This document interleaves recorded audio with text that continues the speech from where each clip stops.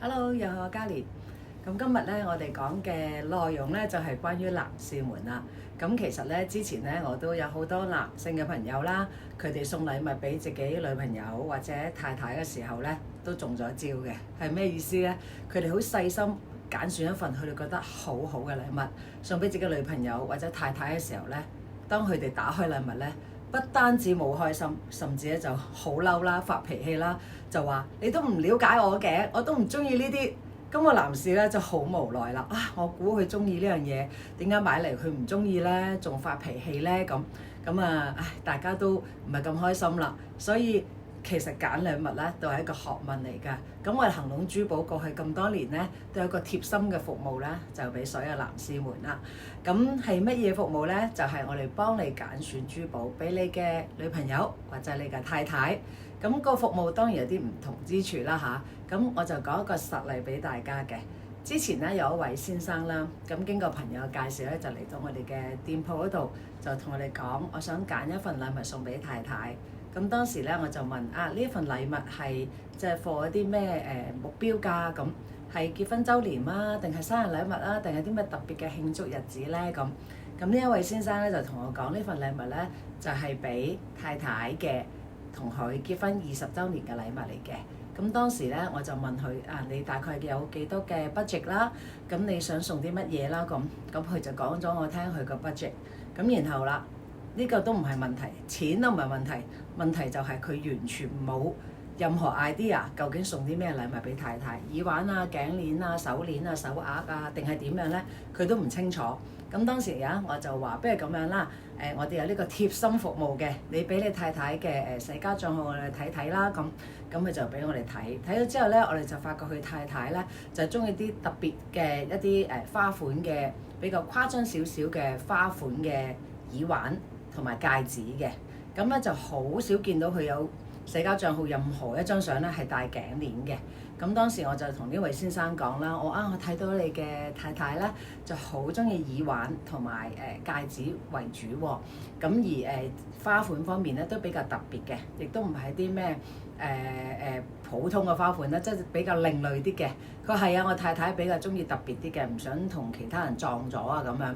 咁其後咧我就問，咁究竟你今次嚟想訂啲乜嘢咧？咁佢就話我都諗唔到啊咁。咁我就話你太太中意啲乜嘢啊？中意啲咩特別嘅花啊，或者特別嘅咩嘢啊？咁你講我聽啦咁。咁之後咧佢就諗到啦，我太太咧好中意茉莉花嘅。咁我就話茉莉花啊，咁我哋可以為佢設計一個耳環啦，同埋戒指係茉莉花嘅喎，因為白色嘅鑽石都係同茉莉花一樣噶嘛。咁所以佢就可以喎咁其後咧，我哋就喺即係店鋪裏邊同我一齊咧搜索一啲網上嘅靚照片啦，係一啲茉莉花嘅照片。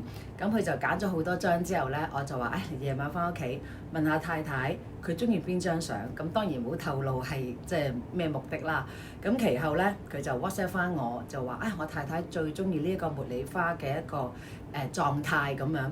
咁我哋就基於呢一個茉莉花嘅照片咧，就幫佢設計咗個耳環咧同埋戒指嘅。咁設計個草圖做好咗之後咧，我哋就 WhatsApp 俾呢一位先生啦。咁佢都睇完之後咧，有啲修改嘅，即係譬如邊啲位想大啲啊、細啲啊，或者長啲、短啲啊、厚啲啊咁樣。咁佢都同你表達咗，我哋嘅設計師咧就因應佢嘅要求咧，就再改我哋嗰個設計圖嘅。咁於是就改咗2-3次啦。咁佢就話 OK 啦，冇問題啦。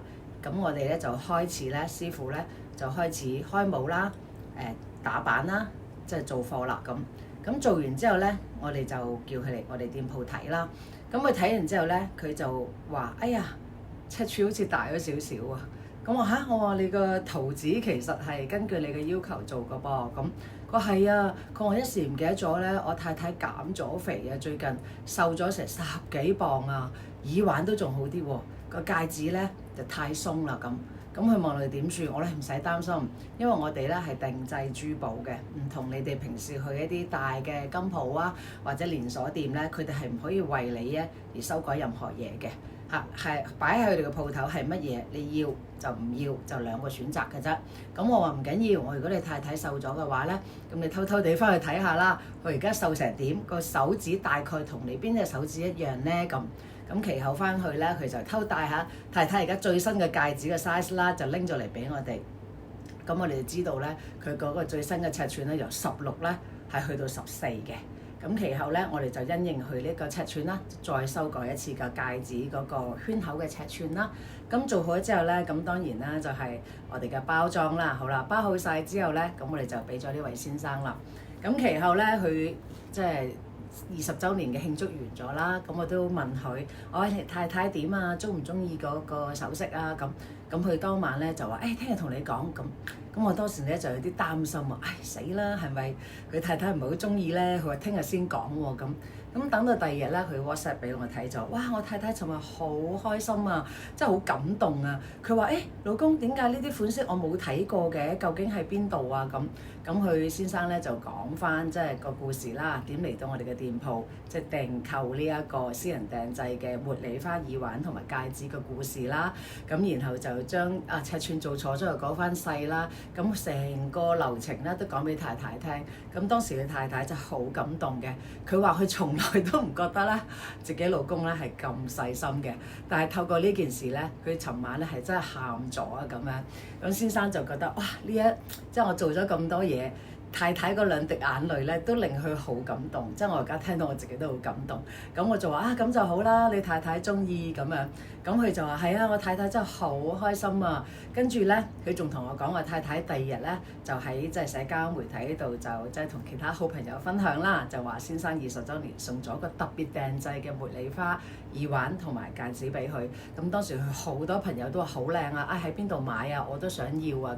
咁佢就話啦冇得買㗎，我先生特登為我而做㗎，冇得賣㗎。呢間鋪頭淨係做一套俾我嘅啫咁樣。